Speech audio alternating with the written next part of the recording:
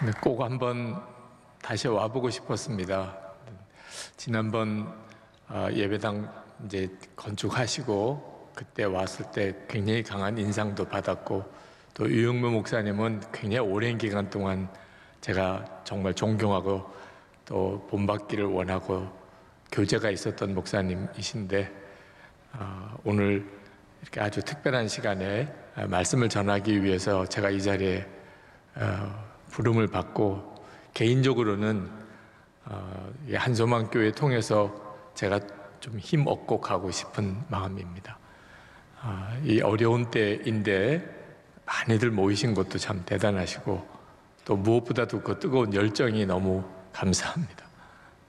저에게 편지를 보내주신 분도 계신데, 읽으면서 정말 기도를 준비하시는 걸 느끼고 저도 그렇게 기도하게 되더라고요. 오늘 집회 때 제가 꼭 드리고 싶은 말씀이 있습니다. 나도 죽은 십자가, 그 제목의 말씀을 꼭 드리고 싶습니다. 이유는 많은 그리스도인들이 십자가에서 예수님이 죽으신 것은 너무나 잘 아는데 자기도 죽었다는 사실을 잘 모르기 때문입니다. 그래서 우리가 참 놀라운 십자가의 은혜를 받으면서도 실제로 영적으로는 메마른 상태에 삽니다. 계속 신앙적인 질문만 하게 되고 답은 없는 그런 신앙생활을 하는 거예요. 최근에 어느 목사님 또 사모님들과 함께 어느 성경 공부를 하는 시간이 있었는데, 공부가 다 마치고 난 다음에 받은 은혜에 대한 소감을 이야기하시는데, 어느 사모님이 그런 말씀 하시더라고요. 그동안에 자기가 모르는 바는 아니었는데 너무 어설프게 알고 있었기 때문에 많이 힘들었었다는 걸 알았다는 거예요. 십자가의 복음도 어설프게 아니까 그 십자가의 복음으로 하나님이 주시는 은혜를 온전히 누리지를 못하는 겁니다. 예수님께서 십자가에 죽으시고, 그리고 하나님께서 그 일로 우리 모든 사람들의 죄를 사하시고, 그리고 하나님의 자녀가 되는 구원의 역사를 이루셨습니다. 이건 정말 너무나도 놀라운 일이죠. 그런데도 실제로 예수님의 십자가의 은혜를 깊이 경험하고 누리는 성도는 그렇게 찾아보기가 쉽지 않습니다. 이유가 있어요. 예수님의 십자가에 대해서 아주 명확하게 알고 결론 내리지 못하고 있기 때문입니다. 어설프게 알고 있는 거예요.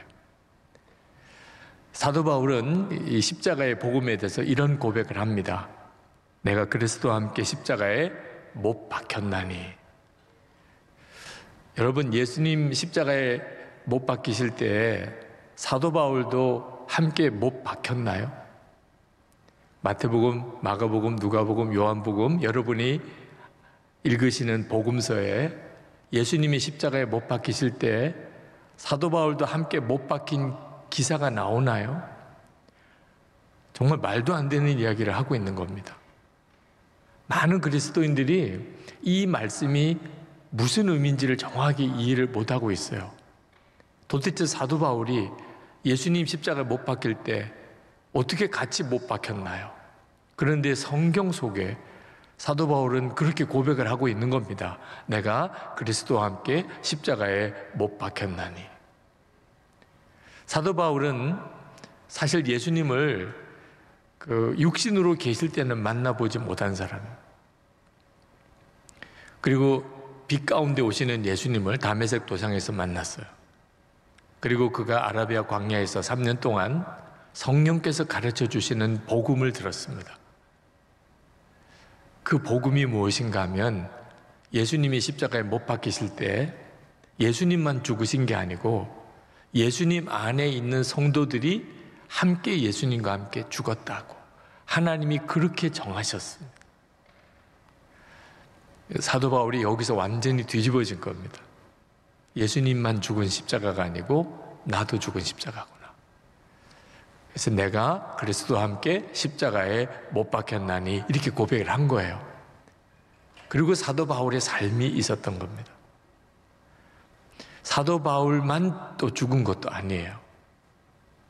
예수 그리스도 안에 있는 우리 모두가 다, 저도 여러분도 십자가에 못 박힌 거죠. 근데 참 문제는 이 복음을 정확하게 믿고 고백하는 성도들이 드물다는 겁니다. 많은 분들에게 물어요.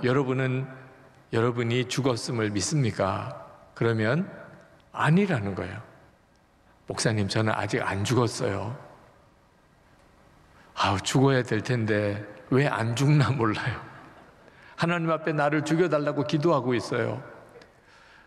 그러니까 어설프게 믿고 있는 겁니다. 십자가의 복음을. 그러니까 예수님의 생명의 역사가 안 나타나는 겁니다. 내가 예수님과 함께 죽었음을 믿지 못하니까, 고백 못하니까, 그러니까 예수님의 생명의 역사가, 부활의 생명으로 함께 사는 역사를 경험을 못하는 거예요. 어느 교회 집회에 가서 나는 죽고 예수로 사는 십자가의 복음을 전했더니 여선교회 회장님이 엄청 화를 내시는 겁니다. 나는 그동안에 예수님 믿고 속죄함 받은 은혜로 지금까지 이렇게 잘 살았다는, 지금 이 교회 여선교회 총연합 회장도 됐고, 그런데 왜 갑자기 이제 죽으라는 거냐는, 너무 혼란스럽다는 겁니다. 그런 분들이 꽤 많으세요. 어느 목사님 연합 집회 갔더니 어느 목사님이 둘만 이야기를 하는 시간을 좀 가져면 좋겠다는 거예요. 그러시자고. 그랬더니 저하고 둘이 있는 자리에서 그렇게 물으세요. 유 목사님, 내가 죽었다고 이렇게 말씀하시는데 그거 자기 암시 아닙니까? 그러시더라고요. 깜짝 놀랐어요. 목사님이신데 내가 죽었다고 이렇게 말하는 게 자기 암시가 아니냐. 그래서 제가 그 목사님께 오히려 여쭸어요. 목사님은 예수님께서 목사님의 죄를 짊어지시고 십자가에 죽으신 것은 믿으십니까? 네, 믿는데요. 그건 믿는데요. 아니, 목사님이 죄를 지었는데 예수님이 죽으신 것이 어떻게 목사님이 지은 죄를 짊어지고 죽었다는 것을 그건 어떻게 믿을 수가 있습니까? 대답을 명확히 못 하시더라고요. 참 이상한 믿음을 가지고 있는 거예요. 둘 다가 성경에 기록되어 있는 겁니다. 예수님이 내 죄를 지시고 십자가에 죽으신 것과 예수님이 죽으실 때 나도 예수님과 함께 죽었다는, 예수님과 함께 내가 십자가에 죽었기 때문에 사실 내 죄가 예수님의 죽으심으로 사함을 받은 거죠. 여러분, 십자가는 온 인류의 구원의 문이 열린 사건입니다. 말할 수 없는 하나님의 사랑이 우리 가운데 확증된 사건이에요. 그런데 오늘 저는 여러분에게 아주 조심스럽게 질문하고 싶어요. 여러분의 귀에다가 여러분만 들을 수 있도록 그렇게 질문하고 싶은 심정이에요. 이렇게 마이크로 스피커를 통해서 지금 여러분에게 말씀을 드리지만 여러분 옆에서 여러분에게만 좀 질문 드리고 싶어요. 여러분이 이 고난주간을 보내고 이제 부활절을 앞두고 있는데 예수님의 십자가를 보면 지금도 가슴이 막 떨립니까? 여러분은 예수님의 그 십자가 때문에 여러분의 삶이 정말 변화됐습니까? 거듭났다고 표현하잖아요. 정말 그렇습니까? 우리가 예수님의 십자가로 거듭났다고 표현하면 그러면 주변 사람들이 증인으로 서줘야 됩니다.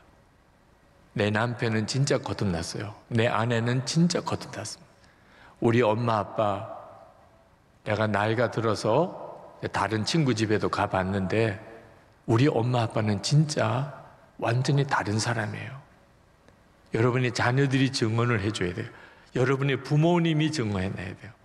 여러분은 거듭났습니까? 많은 분들이 예수님의 그 놀라운 구원의 십자가의 복음을 알아요. 그리고 믿었어요. 예수님을 자신의 구주로 영접했습니다. 근데 문제는 어느 순간에 고난주간에 십자가가 더 이상 가슴에 떨리는 어떤 감동이 안 되고 있는 거예요. 그리고 예수를 믿었고 내가 거듭났는데, 하나님의 자녀가 됐는데 가족들부터 내가 거듭난 걸 인정을 안 해줘요. 자기 자신이 오히려 가장 자기 자신에 대해서 좌절해요. 예수님의 십자가의 복음이 부족해서 그럴까요? 목사가 제일 하기 어려운 설교가 고난주간 설교입니다. 왜 어려우냐면 다 아는 내용이에요.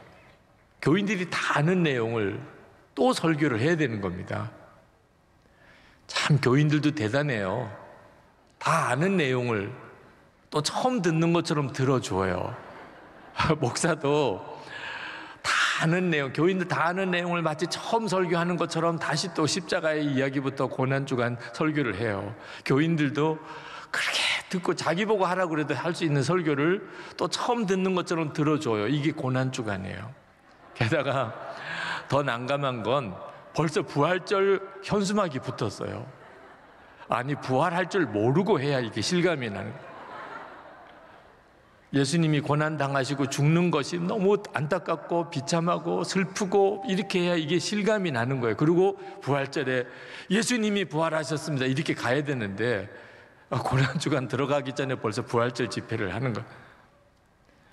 그러니 이게 무슨 감동이 있겠어요. 수십 번 들었던 메시지, 이미 다 사흘 만에 다시 부활하실 걸 아는 그런 고난주간의 메시지가 도대체 무슨 떨림이 있겠냐 말입니다.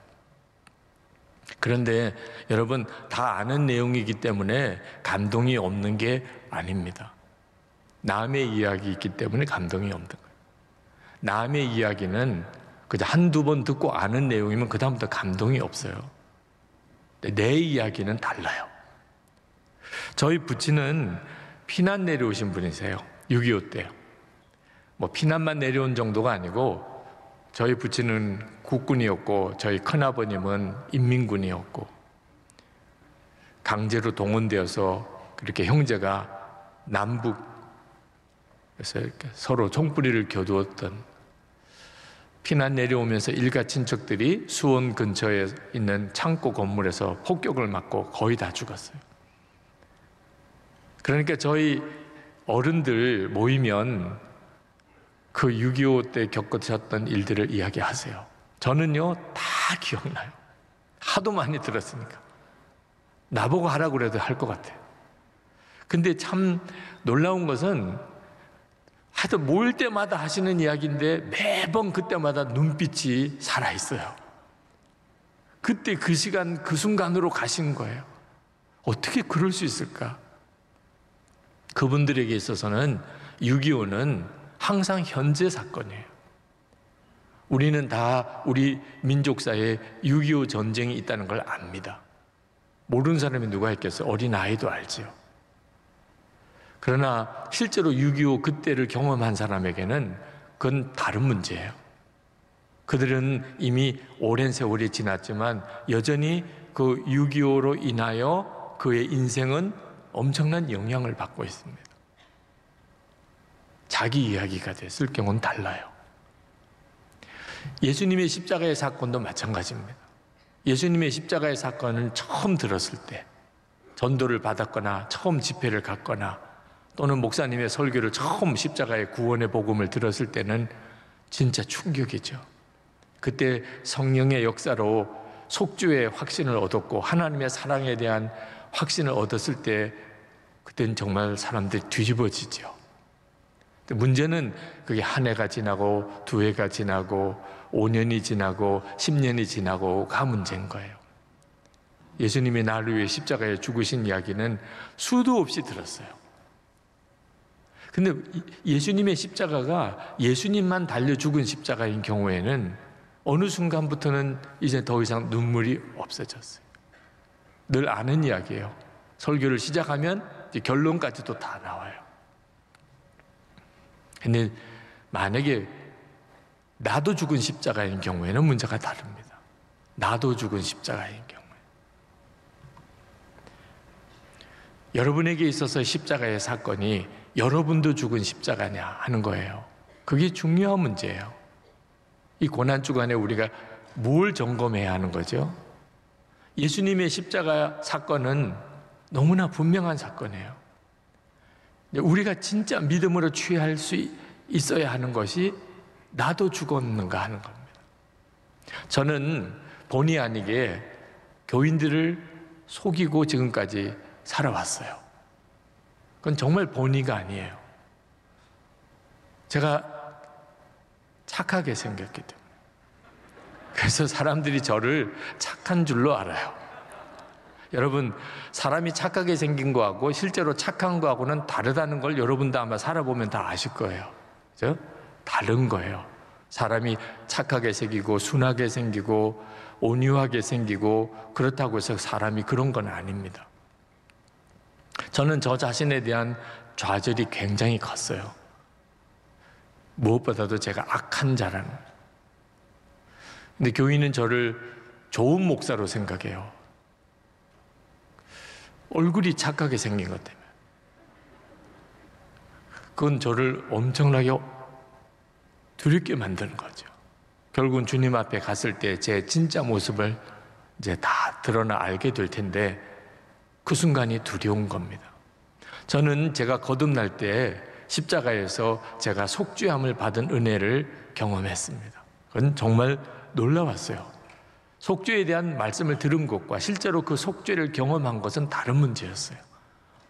제가 완전히 꼬꾸라지는 은혜를 받았습니다. 제 죄를 주님이 다 용서하시는 은혜를 받았습니다.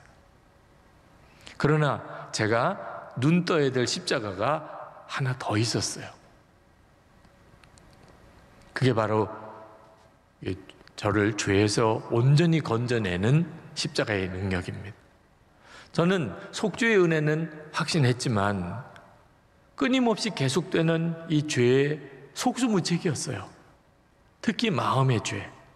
마음으로 끊임없이 일어나는 말할 수 없이 더럽고 음란하고 악하고 교만하고 정욕적이고 말할 수 없이 부끄럽고.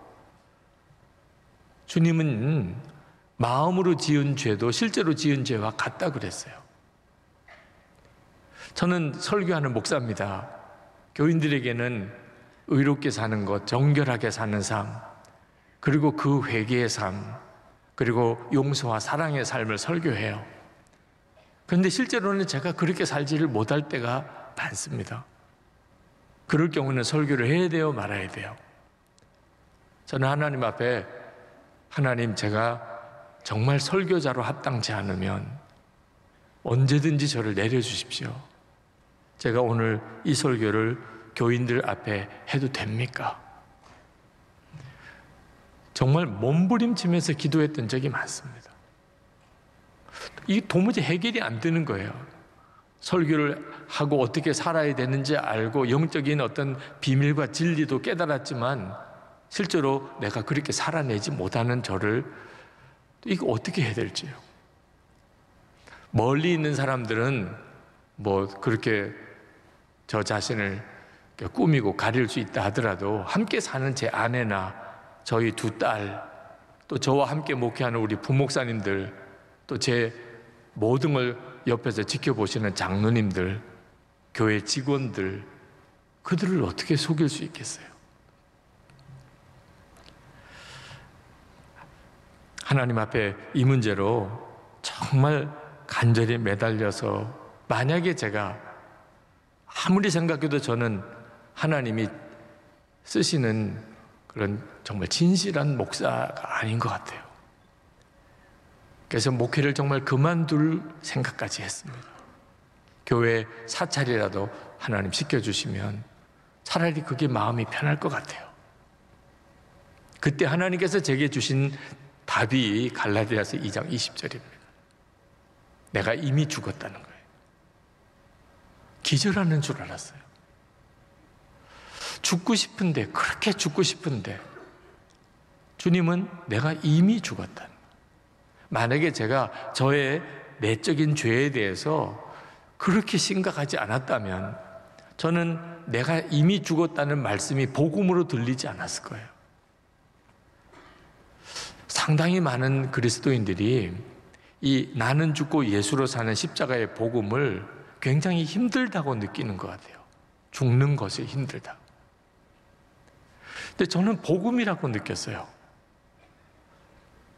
내가 이미 죽었다니 세상에 이보다 기쁠 일이 있나요? 그런데 한 가지 아직도 해결이 안 되는 것은 사도 바울은 이제 내가 산 것 아니요 나는 그리스도와 함께 십자가에 못 박혔나니 이런 담대한 고백이 내게서 안 나오는 거예요. 내가 진짜 죽은 게 맞나? 아무리 생각해도 죽은 것 같지가 않아요. 그때 하나님께서 저에게 또 하나 말씀을 주신 것이 로마서 6장에 있는 놀라운 복음입니다. 로마서 6장 3절 4절 말씀 제가 읽어드리겠습니다. 무릇 그리스도 예수와 합하여 세례를 받은 우리는 그의 죽으심과 합하여 세례를 받은 줄을 알지 못하느냐. 그러므로 우리가 그의 죽으심과 합하여 세례를 받음으로 그와 함께 장사되었나니 이는 아버지의 영광으로 말미암아 그리스도를 죽은 자 가운데서 살리심과 같이 우리로 또한 새 생명 가운데서 행하게 하려 함이라. 세례 받을 때 믿으면, 저는 사도 바울이 대단히 훌륭한 사도시니까 그분의 믿음은 뭐 얼마나 훌륭하겠어요. 그분의 영적인 체험이 얼마나 놀라워요. 그러다 보니까 사도 바울은 내가 그리스도와 함께 십자가에 못 박혔습니다, 이런 고백도 할 수 있었겠지. 나는 언제쯤 되면 내가 예수님과 함께 죽었다는 고백을 할 수 있을까, 그렇게 생각을 했었어요. 그런데 로마서 6장에서 말씀하기를 우리가 세례 받을 때 믿음이에요. 신앙생활 오래 하고 굉장히 경건한 삶을 살고 성경도 많이 알고 성령 체험도 많이 하고 그러면 예수님과 함께 나도 죽었다 이렇게 고백할 수 있는 경지에 이르는 게 아닙니다. 기독교는 도 닦는 종교가 아니에요. 예수님을 믿고 세례 받을 때 그는 예수님과 연합하여 십자가에 죽은 사람이 됩니다. 여러분도 세례식 다 보셨죠? 네. 목사님이 물을 그 머리에 찍어 바릅니다. 또는 침례도 하죠. 죽었다는 거예요. 예수님과 함께 연합하여 죽었다. 세례 받을 때 믿음이었어요. 와, 이건 진짜 엄청난 거죠. 우리는 이미 장례식을 치르고 사는 사람이에요. 그렇게 되니까 어떻게 된다는 거예요? 부활하신 주님의 생명으로 살게 되는 거라는 거예요. 나는 이미 죽었구나. 성경의 말씀에서 저에게 하나님께서 정말 우레와 같이 주시는 정말 음성이었어요. 내가 이미 죽었구나. 로마서 6장 11절을 통해서 내가 어떻게 해야 되는지를 말씀하셨어요. 이와 같이 너희도 너희 자신을 죄에 대하여 죽은 자요 그리스도 예수 안에서 하나님을 대하여 산 자로 여길지어다. 하나님께서 나에게 요구하시는 것은 믿고 여기라는 거예요. 죽이라고, 나를 어떻게 죽이라고 하시는 게 아니었어요. 죽어야 될 텐데도 아니에요. 주님은 믿으라는 거예요. 예수님과 함께 내가 이미 죽었음을 믿으라. 그렇게 여기라는 거예요. 그렇게 고백하라는 거예요. 나는 죽었습니다. 그렇게 고백하라는 거예요. 주님이 이 일에 대해서 저에게 놀라운 확증을 주시는 사건이 있었습니다. 교회 안에 저에 대해서 아주 이상한 소문이 돌기 시작을 한 거예요. 정말 근거 없는 소문이 교인들 안에 쫙 퍼졌습니다. 제가 부산에서 목회할 때예요. 서울에서 이제 부산으로 이사를 온 분이 교회에 등록을 해서 이제 새 가족이 되셨는데 그분이 저에게 전화를 하신 거예요. 다른 교회를 가겠다는 거예요. 목사에게는 그보다도 더 힘든 시간이 없죠. 아니 왜 그러시냐 그랬더니 저는 목사님이 그렇게 문제가 많으신 분인 줄 몰랐다는 거예요. 이건 또 무슨 일인가 싶더라고요. 제가 뭘 문제가 많게 행동을 했나요? 그랬더니 그건 말을 못 해준대요. 이건 진짜 정말 죽으라는 이야기나 똑같죠. 교인들이 다 알고 있다는 거예요. 아니, 세상에 교인들이 뭘 다 알고 있나요? 그건 말을 못 해준대. 그래서 제가 간곡하게 부탁을 했습니다. 제가 문제가 많아서 다른 교회를 가시는 것에 대해서는 제가 충분히 그럴 수 있다고 생각합니다. 근데 무슨 문제가 있는지에 대해서 이야기를 안 하고 이렇게 가시면 전 정말 죽습니다. 무슨 문제가 있는지, 어떤 이야기를 들으신 건지 말씀해 주시면 제가 고칠 수 있지 않겠습니까? 그랬더니 그분이 한참 머뭇거리다가 아유, 이거 말하면 안 되는데 이러시면서 말씀을 하시더라고요. 제가 어느 교인의 돈을 많이 빌려서 안 갚고 그 돈을 떼어먹은 거죠. 그리고 그 교인한테 미안하니까 그 교인한테만 자꾸 기도해 준다는 거예요.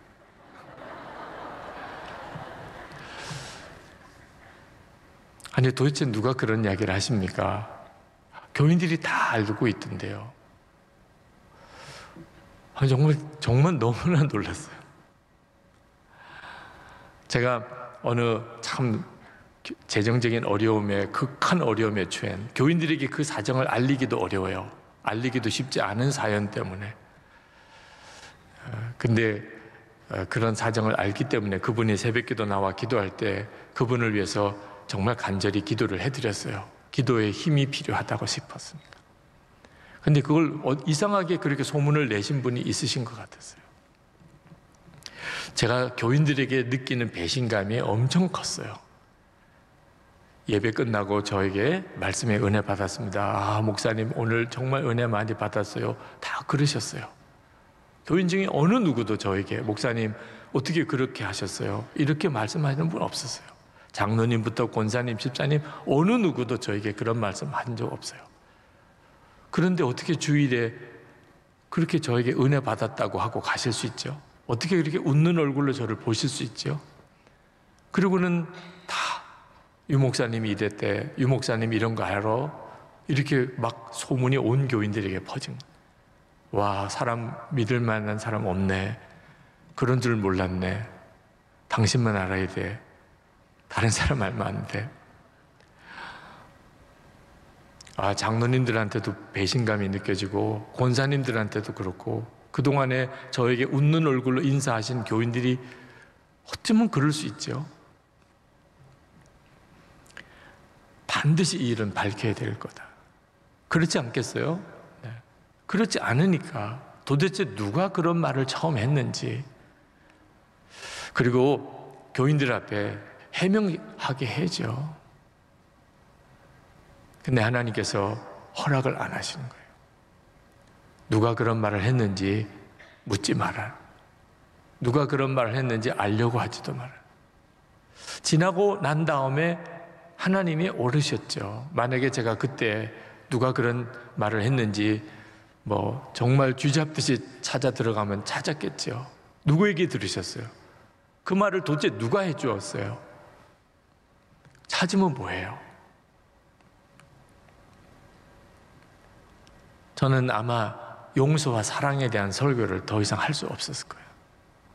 그럼 목사가 아니죠. 문제는 제가 죽을 것 같은 거예요. 그런 오해, 거짓 소문을 믿고 있는 교인들이 뻔연히 있는데 저는 해명도 못해요. 누가 그런 말을 꺼냈는지 확인도 못해요. 그리고는 여전히 저는 목회를 해야 돼요. 설교를 해야 돼요. 사람이 이렇게 해서 암에 걸리나 보다. 그런 생각이 들더라고요. 하나님께 기도하는데 기도도 안 나와요. 그때 이러다가 나 진짜 죽는다. 그런 생각이 들면서 터져나온 고백이 나는 죽었습니다예요. 나는 죽었습니다. 말씀은 들었는데 그게 나에게서 너무나 놀라운 복음이라고는 생각이 들었지만 아직도 내 것이 되지 못한 상태에 있었을 때 내가 죽었지. 그 기도가 나오더라고요. 하나님, 저 유기성이는 죽었습니다. 그러지 않으면 진짜 죽을 것 같은 거예요. 그 나는 죽었습니다는 고백을 한 10번쯤은 한 것 같아요. 그 고백밖에는 정말 무슨 넋두리처럼 나는 죽었습니다. 근데 참 놀라운 일이 죽음이 임하는 거예요. 내가 나를 어떻게 죽이는 게 아니고 내가 죽었음을 진짜 믿고 고백할 때 죽음이 임하는 거예요. 갑자기 너무나 마음이 편안해지는 거예요. 그렇게 정말 믿고 목회하기 싫고 그렇게 원망이 되고 그런 사람들에 대한 마음이 싹 사라져버리는 거예요. 누구도 용서할 수 있을 것 같고 누구도 사랑할 수 있을 것 같아요. 뭐가 문제야? 죽었는데 뭐가 문제야? 이건 정말 너무나 놀라운 일이었어요.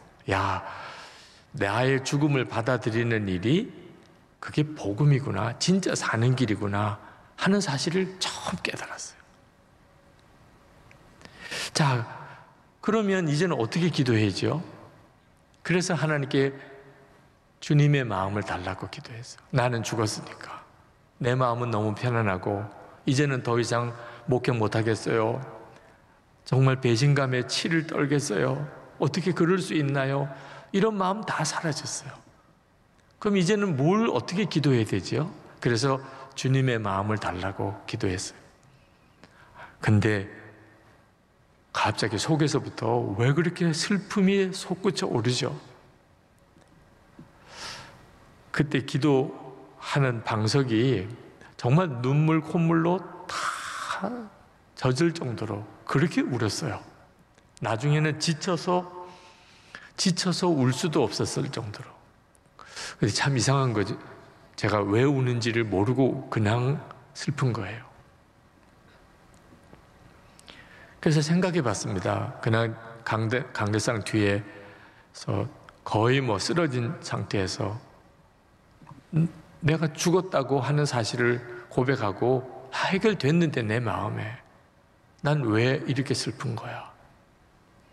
그때 주님의 마음을 달라고 기도했던 생각이 드는 거예요. 저는 로마서 8장 26절에 성령의 말할 수 없는 탄식으로 기도해 주신다는 말씀을 이미 알고는 있었지만 그게 실제로 어떤 건지는 전혀 경험을 못했습니다. 우리 안에 오신 성령께서 말할 수 없는 탄식으로 기도하신다고. 그날 처음 조금 느꼈어요. 주님의 마음에는 탄식이 있으시구나. 자, 교인들 안에 말도 안 되는 거짓 소문을 막 퍼뜨리는 일, 또 목사가 그것을 알고 목회 못하겠다고 미워 죽겠다고 그러면서 꼬꾸라져 가지고 있는 그 모습을 보시는 주님은 책망도 아니시더라. 탄식인 거예요. 너희들은 어떻게 그렇게 사냐? 너는 어떻게 그 일로 인해서 목회 못하겠다, 배신감 느낀다? 너 어떻게 그러냐? 그 주님의 마음에 있는 그 견딜 수 없는 슬픔, 그건 정말 뭐라고 설명이 안 되는 거예요. 여러분들도 혹시 누군가를 위해서 주님의 마음을 한번 구해보세요. 우리 유영모 목사님을 위해서 기도하시는 분들, 목사님을 위한 주님의 마음을 주세요. 또 혹시 여러분 가족 중에나 또는 교우들 중에나 주변 사람들 중에나 특별히 기도하시는 분들, 여러분의 마음과 주님의 마음이 다릅니다. 혹시 여러분에게 아주 힘들게 하는 사람이라 할지라도 그 사람에 대해서 한번 주님의 마음을 구해보세요. 나라를 위해서, 우리 한국 교회를 위해서 주님의 마음을 달라고 한번 해보세요. 통곡 안 하고 견딜 수 있는 사람 없을 거예요. 그 주님의 마음을 내가 죽었음을 고백할 때 비로소 느낄 수 있었어요. 주님이 이런 마음이시구나. 그래서 우리가 예수님과 함께 죽고 예수님으로 살아야 하는 거예요. 예수님 우리 안에 계시잖아요. 여러분, 많은 분들이 이 자아가 죽는 것을 아주 어려운 일이라고 생각해요. 제가 한번 독일에 교민 집회를 갔을 때 거기에 어느 남자 성도님이랑 식사 대접을 해주셔서 식사를 했는데 그분이 그런 이야기를 하더라고요. 목사님, 저 이제 더 이상 안 죽으려고 합니다. 그동안 죽어봤대요. 근데 자기가 죽어봐도 아무 소용이 없더래. 그래서 이제는 안 죽으려고 한대. 그러면 그 전에 죽은 거는 죽은 거예요? 아니, 사람이 뭐 애들 전쟁놀이 하는 거예요? 의학하고 쓰러졌다가 다시 또 일어났다가 하는. 이제는 안 죽으렵니다. 죽어봤는데 아무 소용이 없습니다. 그럼 안 죽은 거죠, 뭐. 뭘 이제는 안 죽으렵니다예요. 죽는 걸 너무 힘들게 생각하고 죽는 건 손해라고 여겨요. 그렇지 않아요. 내가 죽지 않은 상태에서 예수 믿어 보려니까 그게 힘든 거예요. 내가 죽지 않은 상태에서 하나님의 뜻대로 살아보려니까 그게 어려운 거예요. 어설프게 예수를 믿으니까 예수를 믿어도 기쁜 줄 모르겠는 거예요. 예수 믿는 것도 힘들다 이런 말이 툭 튀어나옵니다. 예수 믿는 것도 힘들다.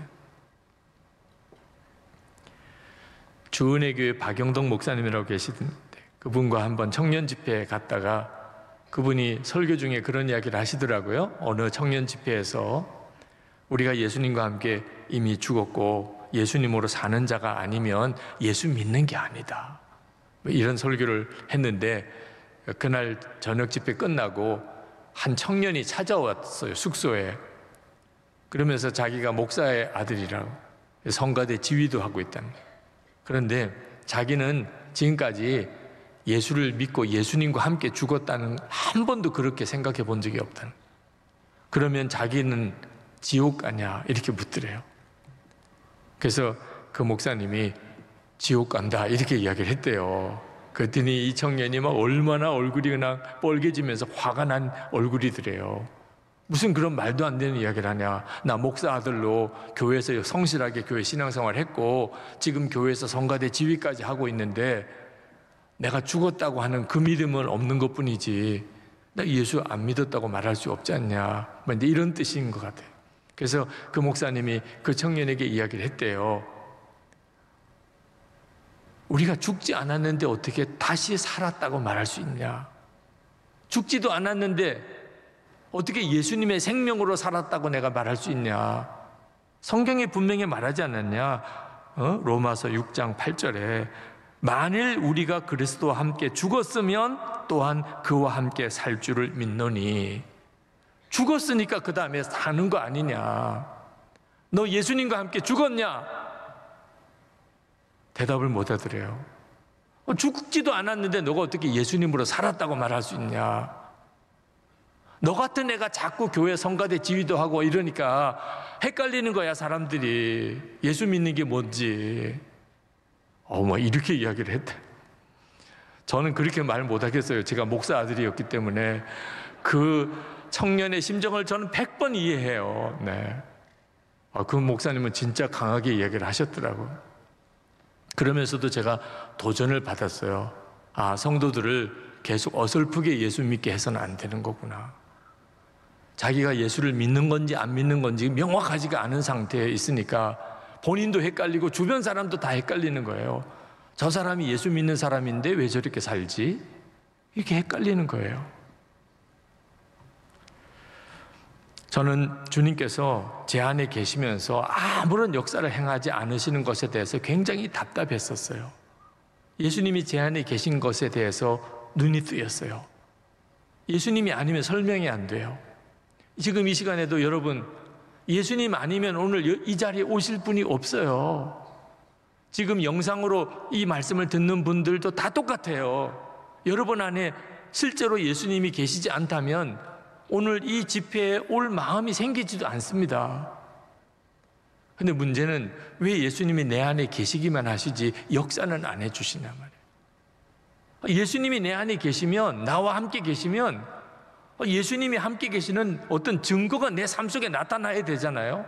나사로가 살아나든지 오병이의 기적이 일어나든지 물이 포도주가 되든지 이런 역사가 일어나야 예수님이 나와 함께 계시다 이렇게 믿을 거 아니겠어요?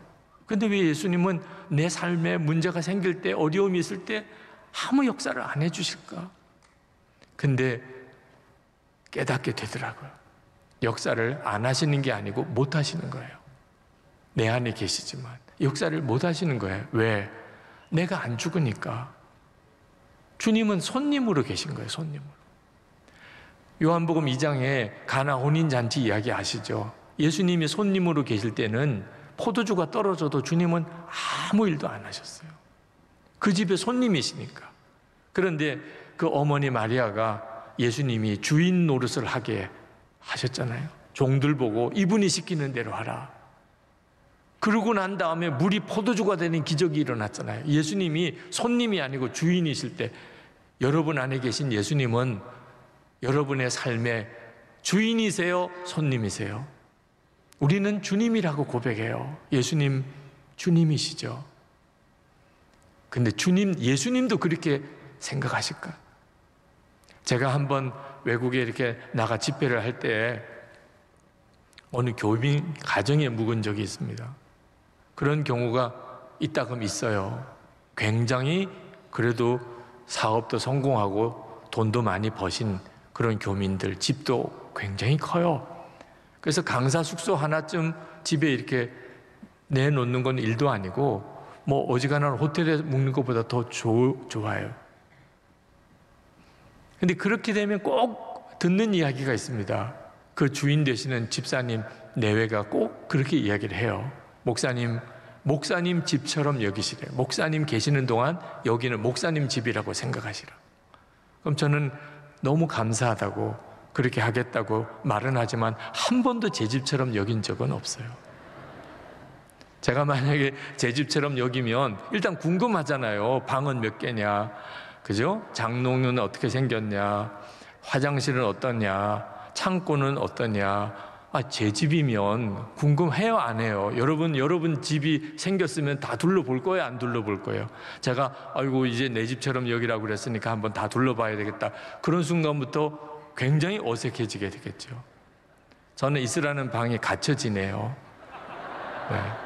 거실에 나올 때도 눈치 보고, 뭐 냉장고에 물 하나 마실 때도 뭐 마셔도 되냐 물어보고, 전화 하나 쓸 때도 전화 써도 되냐 물어보고, 어떤 분은요 막 화를 내요. 목사님 집처럼 여기시라고 했잖아요. 자꾸 이러시면 차라리 호텔로 가세요. 마음 편안하게. 그러면 저는 너무 미안하다고 사과하고, 그리고 이제 집회가 끝나고 집사님 정말 제 집처럼 정말 편안하게 잘 지냈습니다. 감사합니다. 그렇게 인사를 하고 나와요. 그러면 뭐 너무 좋아하시더라고요. 네. 근데 그때마다 우리 안에 오신 예수님이 꼭 그런 느낌이시겠다. 우리는 진심으로 예수님을 주님이라고 고백해요. 그 점에 대해서 아마 무슨 갈등이 있으시면 없으실 거예요. 예수님은 나의 주님이세요. 그 예수님은 내 안에 계세요. 근데 문제는 예수님께서 하라는 대로, 주님이 진짜 원하시는 대로 사느냐 하는 거예요. 예수님이 하라는 대로 다 하십니까? 전도하라, 사랑하라, 헌신하라, 말씀 보라, 기도하라, 감사하라, 찬양하라. 예수님은 진짜 여러분의 주인이세요? 모든 것은요, 여러분이 하고 싶어야 하는 거예요. 하고 싶어요. 그럼 예수님 무슨 주님이세요? 그게 죽지 않은 자아라는 거예요. 내 인생의 주인은 여전히 나예요. 무슨 은혜를 받고 안 받고도 내가 판단하는 거예요. 결과가 뭐지요? 예수님은 아무 역사를 안 하시는 것 같아요. 이게 죽지 않은 자아가 윤리적인 죄를 짓는 것보다 더 심각한 문제예요. 교회 안에 성도들이 참 열심으로 신앙생활을 하는 분들이 많은데 자아가 죽지 않은 상태에서 열심만 있는 분들도 꽤 있어요. 우리가 교회에서 어떤 사명을 맡았을 때 하나님 앞에, 하나님 제가 이런 책임을 맡았으니 제가 열심히 한번 해보겠습니다. 그러면 하나님이 기뻐하실까요? 알아놓으세요. 어떻게 하냐, 쟤 또 열심히 하겠다네. 여러분, 교회 시험은요 누가 일으키죠? 열심히 있는 교인들이 일으켜요. 그게 왜 그럴까? 저는 목사 아들로 어릴 때부터 그게 숙제였어요. 그렇게 믿음이 좋은 분, 그렇게 교회에 열심히 충성하시는 분들이 또 교회에서 그렇게 싸워요. 도대체 이걸 어떻게 이해해야 되죠? 자아가 죽지 않은 상태에서 열심만 있는 경우에 그렇게 되는 거예요. 여러분, 부부싸움은 왜 해요? 다 자기가 옳은 대로 주장하니까 부부싸움 하는 거예요. 부부싸움 하는데 누가 잘했고 못했고가 없어요. 다 잘했어요. 남편 이야기 들어보면 아내가 잘못했고, 아내 이야기 들어보면 남편이 잘못한 거예요. 그게 죽지 않은 자아예요. 여러분, 예수 믿는 남편을 두신 분들 계시면 한번 대답해 보세요. 예수 믿는 남편을 보면 예수님 보는 것 같으시죠?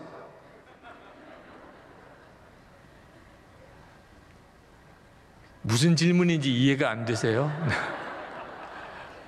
자, 예수 믿는 아내를 두신 남편에게 묻습니다. 예수 믿는 아내를 보면 예수님 보는 것 같으시죠? 여러분, 이게 왜 이렇죠? 여러분 안에 예수님이 계시잖아요. 예수님이 안 계신데 오늘 이렇게 신앙생활 할 수는 없어요. 그러면 남편과 아내 사이에 내 속에 뭐가 있는데 뭘 어떻게 감출 수 있어요?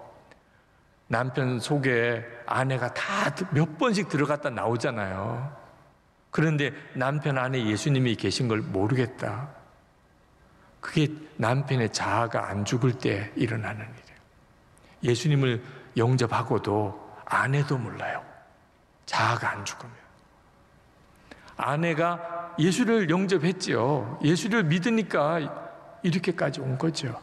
근데 아내를 볼 때 예수님 보는 것 같지가 않아요. 왜? 아내의 자아가 안 죽으니까.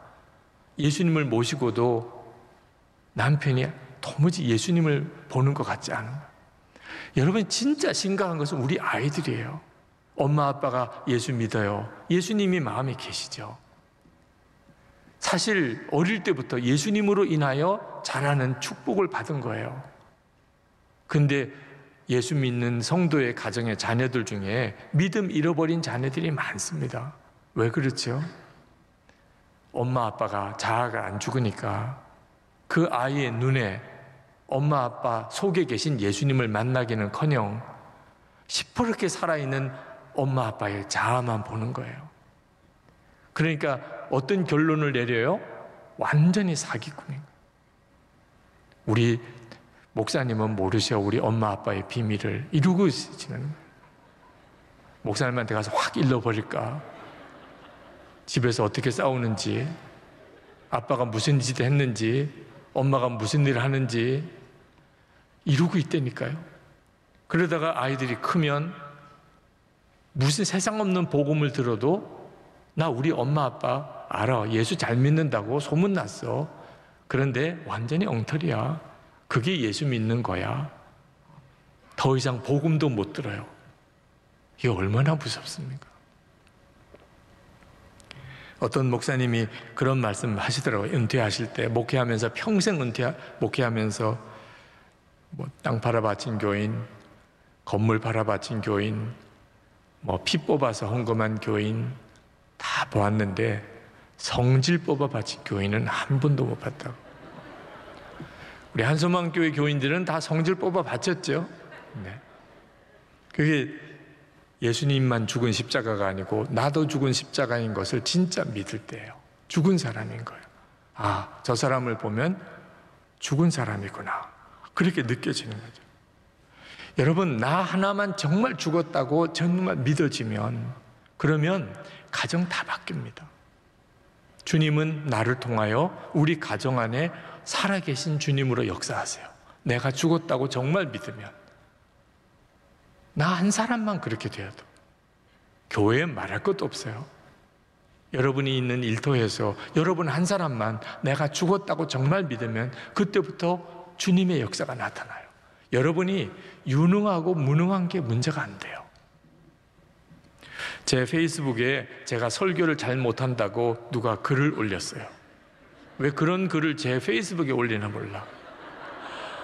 뭐 설교 들어보라고 많은 분들이 이야기를 해서 들어봤는데 진짜 못 듣겠더래요. 왜 그렇게 느릿느릿 설교하냐. 그건 노인들에게 하는 설교예요.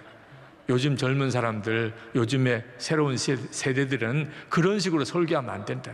카리스마가 있어야 되고 박력이 있어야 되고 또 말도 조금 빨라야 되고 그렇게 설교해야지. 끝까지 들어보려고 애를 썼대. 근데 못 듣겠대. 그래서 정말 진심으로 목사님을 사랑하는 마음으로 충고를 합니다. 이렇게 글을 올렸어요. 제 아내가 그 글 읽지 말라 그러더라고요. 너무 제가 마음에 상처를 받을까 봐. 네, 어떤 분이 거기다 댓글을 다셨어요. 나는 뭐 은혜를 받았는데 당신은 왜 은혜가 안 됐는지 모르겠다고, 혹시 느리게 말씀하셔서 그렇다면 1.5배속으로 한번 들어보라고. 그건 저에게 더 큰 상처가 되더라고요. 네. 뭐 위로가 되는 게 아니고 더 상처가 되더라고요. 근데 사실 제가 신학교 들어갔을 때 이미 설교에 대한 하나님의 다룸이 있었기 때문에 사실 뭐 그렇게 크게 마음에 이렇게 흔들림은 없었어요. 기분이 좋을 리는 없지만 크게 뭐 마음이 흔들리거나 좌절을 느끼지는 않았습니다. 제가 설교에 대해서 깊은 좌절을 느꼈던 때가 신학교 1학년 때예요. 제가 부산에서 고등학교까지 나왔습니다. 완전히 부산 사투리죠. 서울 이제 서대문 교회 신학생으로서 어린이 예배 설교를 처음 했을 때 그 서울 아이들이 완전히 다 뒤집어지더라고요. 제가 무슨 말 한마디만 하면 따라하고 말 한마디 하면 따라하고 설교가 안 되는 거예요.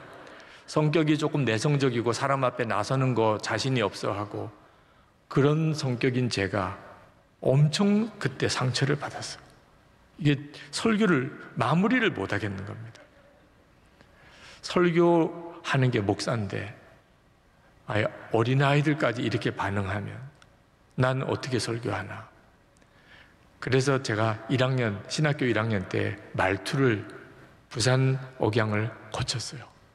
그 억양 고치기 쉽지 않다고 하지만 제게는 거의 이게 생명이 달린 문제예요. 밤마다 음악 프로그램, 저는 뭐 음악이 좋아서 들은 게 아니고 아나운서 멘트를 그 밤에만 따라 할 수 있어요. 낮에는 사람들이 다 보잖아요. 그러면서 억양이 어디서 다른지, 어떻게 해야 서울식 표현이 되는 건지 1년 정도 지나니까 고쳐지더라고요. 신학교 다닐 때 저희 동기들은 제가 부산 사투리 쓰는 걸 들은 사람이 거의 없어요. 예. 말투 고치기 전에는 말을 안 했으니까. 근데 제가 부산에서 다시 10년 동안 목회를 하고 그리고 그 뒤에는 그 문제가 해결이 됐기 때문에 더 이상 말투 고치려고 하지는 않았지만 그 습관이 남아 있어서 지금도 저를 만나는 분들은 제가 충청도 사람인 줄 알아요. 온전히 서울까지는 못 올라오고 충청도쯤에 가서 말을 하려면 자꾸 생각을 하게 돼요. 내가 이 억양이 지금 이게 혹시 부산 사투리가 나오는 거 아닐까. 지금도 억양이 이제 섞여 나오긴 하지만 지금은 크게 개의치 않으니까 그냥 그렇게 말을 합니다. 제가 한 번은 어느 여러 목사님들이 함께 말씀을 전하는 집회에 갔다가 제가 그런 생각을 하고 있는 겁니다. 내 앞에 설교하는 분, 내 뒤에 설교하는 분 죽수기를 제가 바라더라고요. 지금 같으면 김병삼 목사님, 김학중 목사님이 죽수기를 바라는 거예요. 네, 나만 죽을 수는 없잖아. 죽으면 같이 죽어야지. 아니 두 분이 설교를 잘하면 나는 어떻게 하잔 말이야. 이제 이런 심정이더라고요. 진짜 무서운 일이잖아요. 아니 청년들에게 말씀을 전하러 가서 다른 목사님 설교 죽수기를 바라는 목사가 강사면 그 집회가 되겠어요. 그날 저녁 밥을 못 먹겠더라고요. 저 자신이 너무 무서워요. 이렇게 계속 가도 되나? 이 열등감이 진짜 무섭습니다. 교회 시험의 대부분은요, 교인들이 열등감이 있기 때문에요. 열등감이 없으면 시험 될 일이 없어요, 사실. 혹시 여러분 중에도 열등감으로 고생하시는 분들이 있다면 한번 잘 들어보세요. 하나님께서 그 설교에 대해서 그처럼 힘들어하는 저를 건지신 것이 말씀이었어요. 고린도전서 1장 26절에서 28절 말씀입니다.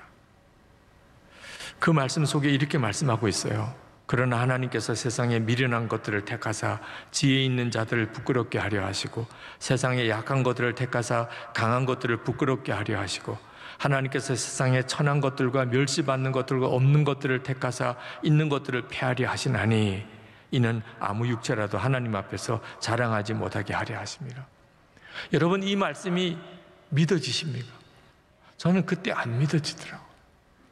하나님이 이왕이면은 강한 사람을 쓰시는 게 훨씬 더 하나님의 일이 잘 되지 않겠어요?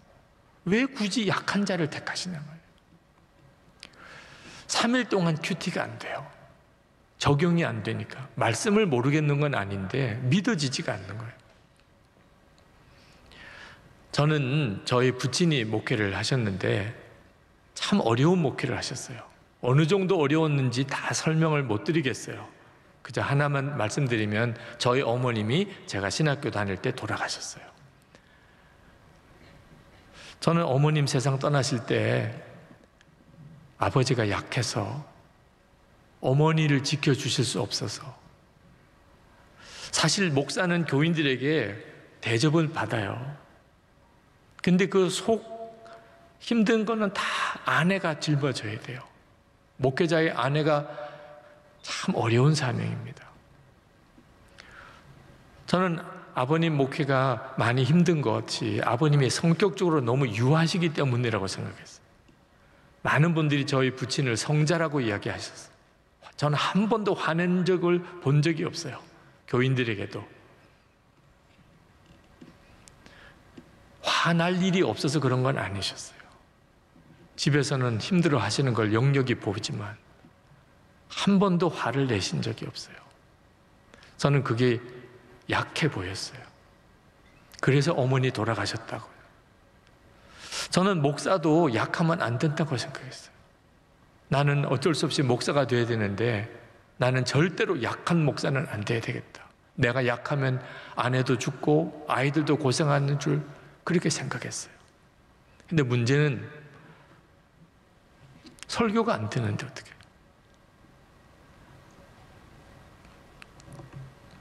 근데 참 말씀이 참 놀랍죠. 하나님이 약한 자를 택하신다. 일부러 약한 자를 택하신다.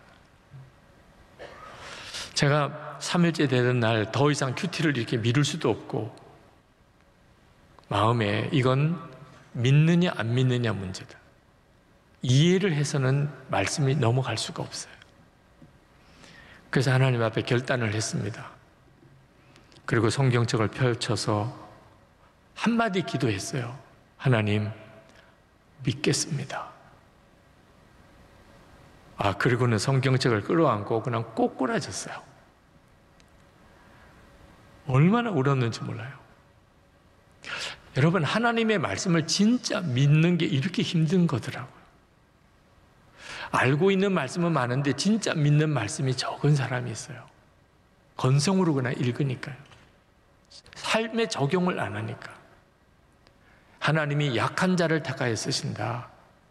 이 말씀을 믿는 거, 그게 바로 내 자아가 죽는 거예요. 내 생각에 옳은 거, 내 생각에 이렇게 될 거라고 그게 죽는 거예요. 예수님과 함께 벌써 죽었어요.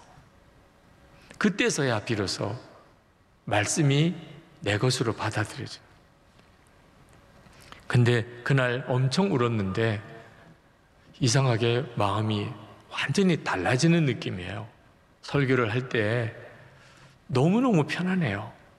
설교를 잘해야 되겠다, 교인들이 반응이 좋아야 된다, 이런 마음이 없어지니까. 하나님이 나를 쓰신다는데 저는 다른 목사님의 설교의 은혜를 잘 못 받았어요. 화가 나는 거예요. 어떻게 저 목사님은 저렇게 말씀을 잘 하시지? 우리 유영무 목사님 설교 들으면 막 화가 나는 거예요. 어떻게 저렇게 말씀을 잘 하시지? 근데 이제는 그렇게 비교 안 하니까. 그분은 그분대로 쓰시지만 나는 또 나대로 쓰신다니까. 그러면 된 거죠, 말씀의 은혜가 되고 너무 좋고 아멘도 되고. 근데 참 놀라운 것은 그다음부터 하나님이 또 저를 이렇게 말씀을 전하는 일에 쓰시는 거예요. 그것도 참 신기하죠. 그 페이스북에 어떤 분이 그런 댓글을 다셨어요. 저는 목사님이 천천히 말해 주셔서 너무나 은혜를 받습니다. 그런 분도 계시고, 저는 브라질에서 오래 살아서 한국말 잘 못 이해하는데 놀랍게도 주님이 목사님 설교는 다 이해하게 해주세요. 그런 분들이 있으면 된 거죠, 뭐. 네. 저 2세나 1.5세 중에 한국말 잘 안 되는 분이 제 설교를 들으면 이해가 되신다면 또 그분들을 대상으로 하나님이 저를 쓰신다. 그러면 또 된 거죠, 뭐. 제 설교를 비판했던 분이 얼마 전에 댓글을 다셨어요. 예전엔 목사님 설교가 느리다고 생각했는데 차분하신 순전한 설교시더군요. 성질 급한 제가 미흡한 죄였습니다. 사과드립니다. 꼭 그렇게 안 하셔도 되는데 또 그러셨다니까 감사한 일이죠. 여러분, 우리가 살아가는 동안에 도무지 우리 힘으로 해결 안 될 상황을 계속 만납니다. 어떻게 이기죠? 주님은 나와 함께 계신데 왜 주님은 아무것도 안 해주시는 것 같으실까요? 그렇지가 않습니다. 내가 예수님과 함께 이미 죽었음을 안 받아들이니까. 주님은 안타까우실 분이에요. 근심하실 분입니다. 내가 예수님의 십자가의 죽음을 짊어지면 그러면 주님의 생명이 내게서 나타난다고 했거든요. 여러분, 이 고난주간을 보내면서 예수님만 죽은 십자가가 아니라는 거예요. 그 십자가에서 나도 죽었음을. 이 주간은 그저 기념일이 아닙니다. 여러분의 삶에 너무너무 중요한 순간입니다. 예수님의 십자가는 우리에게는 항상 새로운 십자가입니다. 우리 시간에 합심해서 기도하고 제가 마무리 기도하겠습니다. 하나님, 주님의 십자가, 나도 죽은 십자가임을 분명하게 고백할 수 있게 해주십시오. 가정에서, 일터에서, 교회 안에서 나도 죽은 십자가임을 주님 분명하게 고백하고, 그리고 주님의 십자가 앞으로 나가게 해 주옵소서. 통성으로 기도하겠습니다. 은혜와 사랑이 충만하신 아버지, 놀라우신 하나님의 은혜와 하나님의 역사를 인해서 감사합니다. 갈급한 마음, 사모하는 심정으로 오늘도 주님 앞에 나와 기도하는 사랑하는 성도들, 한소망교회 모든 성도들, 갈급한 심령으로 이 시간에 주님 앞에 나온 성도들 위해 주님 역사하시고 하나님 충만하시고 주님 사로잡아 주시기를 원합니다. 아버지 하나님의 살아계심이 우리 가운데 놀랍게 드러나게 되기 원합니다. 하나님의 영광이 우리 가운데 충만하게 드러나게 되기를 원합니다. 하나님의 살아계심, 지금도 우리와 함께 계심이 정말 물이 포도주가 되는 역사가, 오병이의 기적이, 하나님 죽은 나사로가 살아나는 역사가, 풍랑 위를 건너는 하는 베드로의 그 삶이 오늘도 사랑하는 성도들의 삶 속에 그대로 나타나게 하여 주시기를 원합니다. 아버지 하나님, 사모하며 갈급한 마음을 받아주소서. 하나님, 간절한 그 마음의 소원에 응답해 주소서. 주를 바라보는 눈이 더 분명하게 되게 하시고 우리 자신이 죽음으로 온전히 처리되게 하여 주시옵소서. 주님 감사합니다. 오늘 이 시간 주님 앞에 나온 사랑하는 성도들, 주님 죽으신 십자가를 바라보며 나도 죽은 십자가 고백할 수 있게 해주옵소서. 십자가에서 나의 모든 자아 옛사람이 죽음으로 처리된 그 놀라운 확신 위에 예수님의 생명의 삶을 살아내게 하옵소서. 주 예수 그리스도 이름으로 간절히 기도합나이다.